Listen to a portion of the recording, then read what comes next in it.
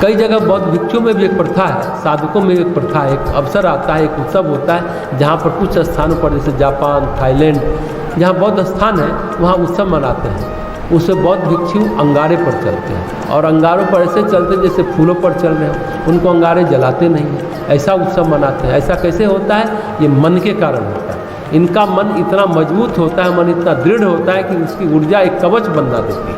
उनके शरीर पर चमत्कार कहते हैं हम, सिद्धियां कहते हैं हम, शक्तियां कहते हैं हम, ये कहीं और की नहीं है, ये मन की है। हमारे स्थूल शरीर की शक्तियों की सीमा है, हम उसे कितना भी ताकतवर बना लें।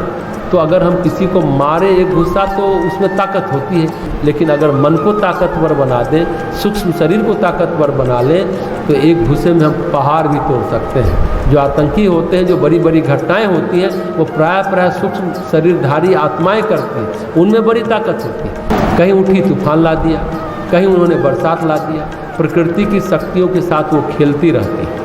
तो सूक्ष्म शरीर में बड़ी सामर्थ्य होती है। साधना से पहले मानसिक शरीर का, मनोमय शरीर का, मन का विकास होता है। लेकिन जब मन की शक्तियों को हम छोड़ देते हैं, मन की सिद्धियों का मोह छोड़ देते हैं, मानसिक चमत्कारों को सब छोड़ देते हैं, तब मन स्फटिक शिला की भांति हो जाता है। राम मन से जब हम आगे निकलते हैं, यानी आध्यात्मिक अनुभूतियों को, आध्यात्मिक शक्तियों को जब हम छोड़ देते हैं, अभी तक हमने सांसारिक ईर्ष्या, द्वेष, लोभ, मोह ये सब छोड़ा था, लेकिन जब सूक्ष्म जीवन के सौंदर्य को, उसके आकर्षण को छोड़ देते हैं, तब मन स्फटिक शिला की भांति हो जाता है, समाधि हो जाती है। इस मन में ईश्वर दर्शन देता है, उस मन में आत्मज्ञान होता है, उस मन में बोध होता है, चित्त में बोध होता है। अगर सूक्ष्म जीवन के आकर्षण को छोड़ दें तो प्रारब्ध तो क्षीण हो जाता है, वृत्तियाँ भी क्षीण हो जाती है, लेकिन चित्त बहुत गहरा है, बहुत विस्तार है उसमें।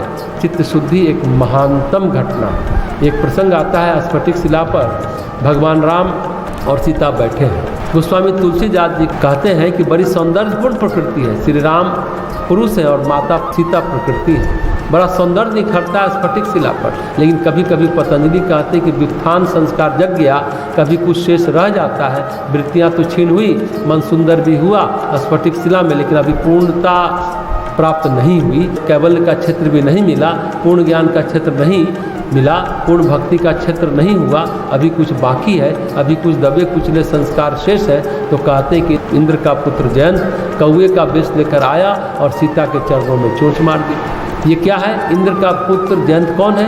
इंद्र कुछ नहीं है, हमारा अपना ही मन है। उसका पुत्र संस्कार है जो कहीं दबा हुआ है काले कौवे की तरह, और जो प्रकृति को अशुद्ध करना चाहता है। बड़ी जतन से, बड़ी मेहनत से प्रकृति को शुद्ध किया, उसके समस्त शोभा श्री शक्ति को त्याग दिया, रामपन से आगे निकल गए, मन साफ हो गया, पवित्र हो गया, स्फटिक शिला की भांति हो गया।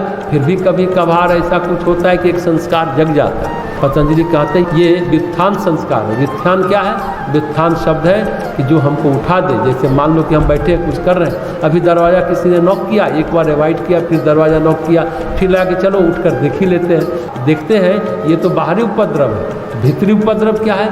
आप देखिए कि आप बैठे हैं, काम कर रहे हैं, अचानक मन में एक लहर उठी कि उसको फ़ोन कर लेते हैं, अचानक मन में लहर उठी कि ये काम तो रह ही गया, इसको कर लेते हैं, फिर बैठते हैं। किसी ने हमसे बाहर से कुछ नहीं कहा कि ऐसा करो कि वैसा करो, हमारे मन में ही लहरें उठे कि मन नहीं लग रहा है, चलो एक कप चाय पी लेते हैं, फिर बैठते हैं। ये भी व्युत्थान है जो आपको काम करते करते उठा दे, वही तो व्युत्थान है। तो पतंजलि कहते हैं व्युत्थान संस्कार। आप बैठे हैं ध्यान में, आप बैठे हैं समाधि में, अचानक एक लहर आई, एक संस्कार पता नहीं कहाँ से पैदा हुआ, उचाट हो गया मन, समाधि टूट गई।